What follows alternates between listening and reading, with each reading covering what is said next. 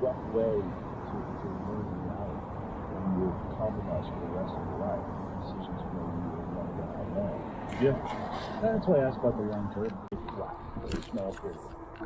And the landing, you set up, like, library, indoor packing area for us to do our groceries, showers, really nice things, what's next to area, like, people would have to go. If you're going to film, my understanding, if you're going to do, like, a high-end film project, you basically work your way through that. Fully effect, it's a blue light phone, but if they go bankrupt, they're still over phones. There's the one thing that, no matter what, you owe. And why? Why is that? Why? How come you can lose a house and lose a car, lose your money? If you can't go bankrupt and write off student loans, write that off, it doesn't make any sense. Like, you can write off credit card debt, you write off business loans, you write off all these things. Get back there. And there's a penalty to that. Credit stuff, the problem. Very difficult to get a loan. Very difficult to people trust you. You have to earn that trust back. Even then, it's always going to be a standing way. But you can do it. People have done it. A lot of people have done it. A lot of people are poverty. Big famous people to file for money. Big president. Yeah, those guys. Chapter 11. You've gotten out of jail. So you can't if you own student loans. Everybody. I wonder why that is. I'm sure there's they love you and they want you to be responsible. I don't know the terms I would use. That's what it is. It's love. It's all love. The United States just wants better people all around, and they know that if they pay for everything, they're just going to be a tough off. Smoke nasty. So you were saying that, but before we started, you were talking about how you think that society is as close as it's ever gone. They're just circling the ball. Yeah, we were talking outside. I think we're as close as I've ever experienced to a pretty complete society collapse. And I don't think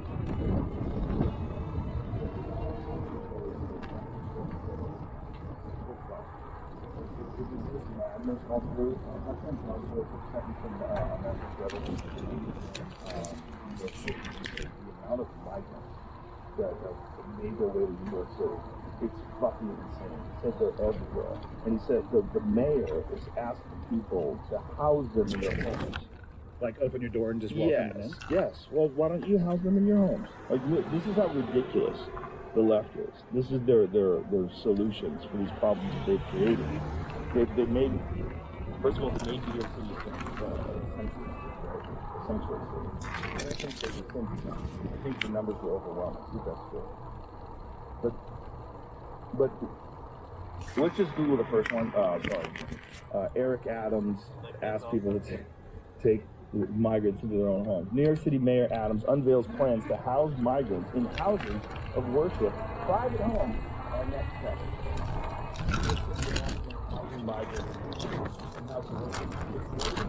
To manage for more than 72,000 people who flowed into the city since last spring. 72,000 migrants. And most of them are English, right? Standing in City Hall with some of their friends like religious leaders, Mayor Adams announced the creation of his faith-based shelter programs Monday and hinted that its next step would be enlisting private residences to house migrants. Private residents to house migrants in their homes. What in the fuck?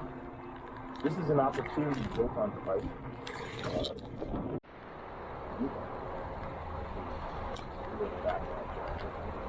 How much do you know that? I know there's justice in there, but how many years do you know? Well, it is that now. I don't think it's I don't want to give anybody ideas. They're wearing them socially, they're good looking glasses. They also, they want you to do how your country coming in. That's the tone, I guess, of better information, whatever type of information you can search for. There was a shooting, a husband and wife pair. Never left the country. They were radicalized on the internet. Radicalized for what? In this particular instance, I believe it was radicalized. So they were American citizens who were radicalized and the CIA. Oh, I don't want to admit it, but like, we were the radicalized country. We got all the news. They were 20%. I don't know what. some people think. Let's just say Jason Bourne is not running. Well, I don't think Jason Bourne's running out there, but I do think they have surveillance abilities walking around. 100%. And I think for anything that they make constitutional, whether they choose to respect the Constitution or not, if they choose to respect the Constitution, I think it's the Constitution allies that they're going to end the organization. Yeah. Someone contacted some of the intelligence technical especially you to be having food now. They're very similar.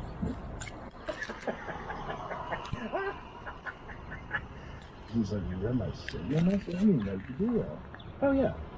Right. They're encrypted. Nobody's like, I'm encrypted. Just tell the murder story there. Yeah, totally. Hey, where's the body? Where's drugs? Jimmy Hoffa? What the port or the code coming in? Anything that occurs on an electronic device that transmits, from my understanding, and this is looking back into how we used to find people in the early 2000s, whether or not somebody in real time is actually accessing that, I don't think because of the volume, but it is collected somewhere and can, in the rear view mirror, be looked at. Yeah, I mean, that was the whole thing that Snowden exposed. Yeah. You know, and that's why they were building these massive data centers for NSA was. Or still is. Yeah. I mean, there's so much going on that just don't know. That's why it's so weird. That's why it's so weird when like this UFO disclosure kind of comes out. You know, this guy witness. Didn't it just come out today? Yeah. It's gentleman, David Brush. David Brush. It's kind of who he is, what he said, credentials were. But essentially, he said that they are illegally hiding Congress. They are illegally hiding it in the program. They have off-world craft protection. Things are saying, here's what that's the U.S. government has materials that can keep UFOs in intact craft of non-human origin, but they are keeping it secret from the public. David Charles Brush, a veteran former member of the National Geospatial Intelligence Agency and National Reconnaissance Office, has blown the whistle on this information, speaking to several news outlets about the crafts. These are retrieving non-human origin technical vehicles, called a spacecraft. These are non-human exotic origin vehicles that are either landed or crashed. Mr. Brush told News Nation. Mr. Brush told their human technical advisor for the unidentified aerial phenomenon analysis with top secret compartmented information clearance according to the Google. He also served as a senior intelligence officer in the National Reconnaissance Office. In total, he has 14 years of experience serving as an intelligence officer. We've got a non-human craft of his eyes. And I was working on some shit, and I didn't want to sign a rush on it.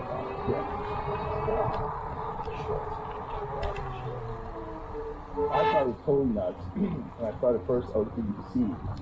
But it was a ruse, Mr. Brush told News Nation. People started to confide in me, approach me. I have plenty of senior, former intelligence officers who came to me, many of which I knew almost my whole career, that confided in me during part of the program. He told the debrief that he's prepared many briefs on UFOs for Congress, but last year decided to provide hours of classified information and data about the Materials Recovery Program. Mr. Brush claims the Materials Recovery Program was shielded from proper congressional oversight. So this is what Bob Lazar's been saying forever. This guy's saying that it was going on for 80 years. So like this brings us back to the 1940s. So this is like drugs. All the people that were out last time. So flashlights and saw bodies, and then they were different aircraft. They were going into Roswell, New Mexico, and took the records and flew in two different aircraft and flew one of them crashed. And they're doing it that time. This is all the back. Now that was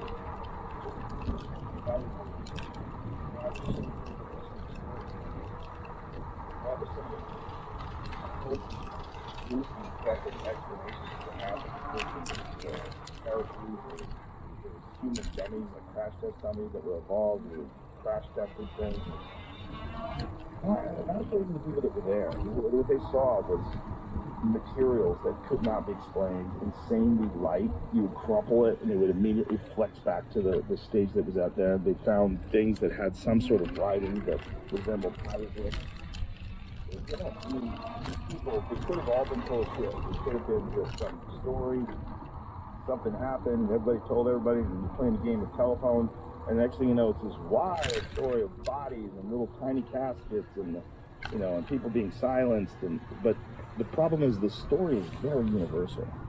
When they're all telling the story, it's real similar, man. It's a real, and the guy who was a part of the initial release, he went public afterwards and said that stuff that we showed the American public when they were sitting there. I forget the gentleman's name. They showed like a piece of a weather balloon and then like a smile on his face. This is one day after I think it was the Roswell Daily Record. They had the front page of the newspaper. The government has recovered its trash. I mean, I don't know how big the universe is.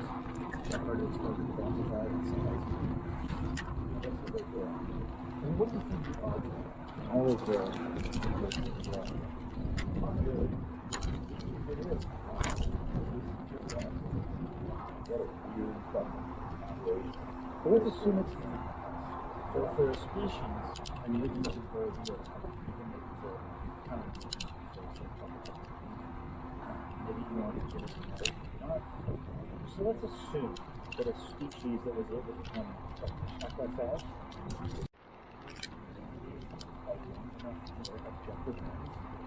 Maybe we can get back for a little bit. We'll come back after either they have killed themselves again and regrown into something better, or when they come to us. I don't think so. I think you're normal. I think this is what normally happens when territorial apes start to develop advanced powers.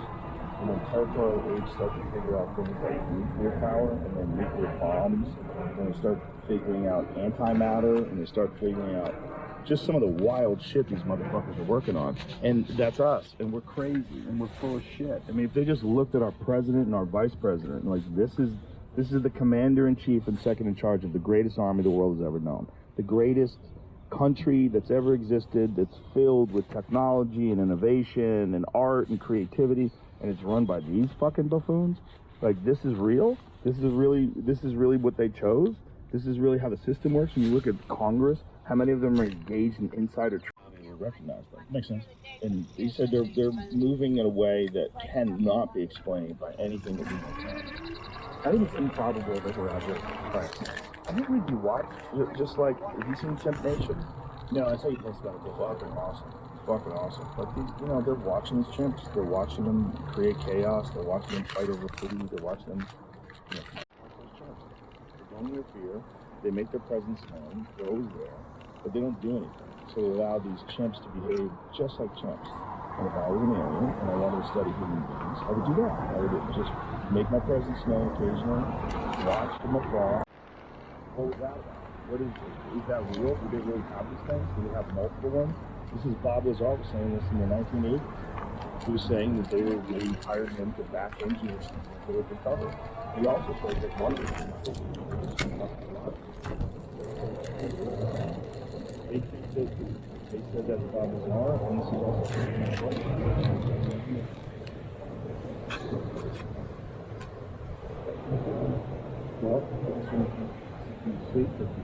I think it's real. I think it's real. I think it's improbable that we're alone. Yeah. It's very unlikely. I think it's improbable that if we are not alone, that no one would be interested in us. I think we're fucking fascinating. We're the weirdest thing that exists in our universe. We're so weird. You know, we engage in deception, fraud, and some of it's legal and some of it's not, and murder, and war.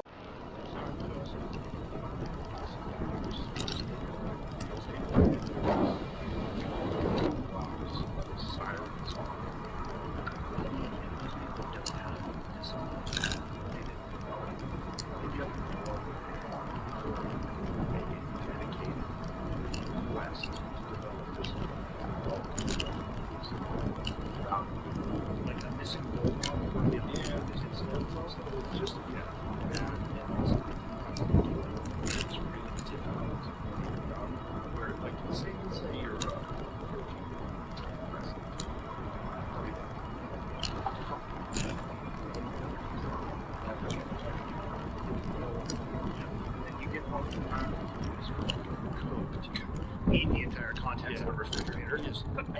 out in the fridge and you're exhausted every night, and you can't believe how, but maybe you get the bug. Maybe you decide you want to become a competitive wrestler. So then you start competing off season, you start going to camps, you start really pretty dedicated to wrestling. I mean, is it a website? What I think it is, where you can just so it's naked people. It varies wild. Okay. Varies wild. Like it's just like really pretty fitness girls that we were talking about earlier that maybe like show a couple every now and again. Controversial, a little bit of this. Not a little Playboy-esque, right? They're just like showing their butt, looking sexy. And then there's hardcore pornography. People just fuck. And then there's people that wear masks and they fuck. There's people that wear like a blur out their face and they fuck. Yeah, there's feet. There's people that make a lot of money just showing their feet. Come on. Yeah. Yeah. Yeah, one of the girls who works for Shop is making a shit ton of money just selling her feet. Yeah, way more money. She was making it because she was part of the show, I'm sure, so that got her famous, or at least known. As long as it's two consenting adults, I actually don't give a shit. Oh, I don't give a shit. Yeah, like live your life. Listen, if I was a girl working at Wendy's and I found out that I could show my asshole for $10,000 a month, like, let's go. What'd you think? 100%. Are you kidding? Of course I would. That's way better than working at Wendy's. Write that to your kids later in life. You didn't have any resources. You had no way. So you made your resources? Yeah, not ideal. Not ideal. Didn't have any choices. Yeah, I don't know if it's necessarily but I think it's general. It is. What's the There's people out there. Oh, I know they are. I'm just fascinated with the fucking blog. That's not what worries me. What worries me is the kids. What worries me is catching like cops, fucking hard drives for the child pornography, principals, judges, that kind of shit that freaks me out. That how the idea that there's a bunch of pedophiles out there.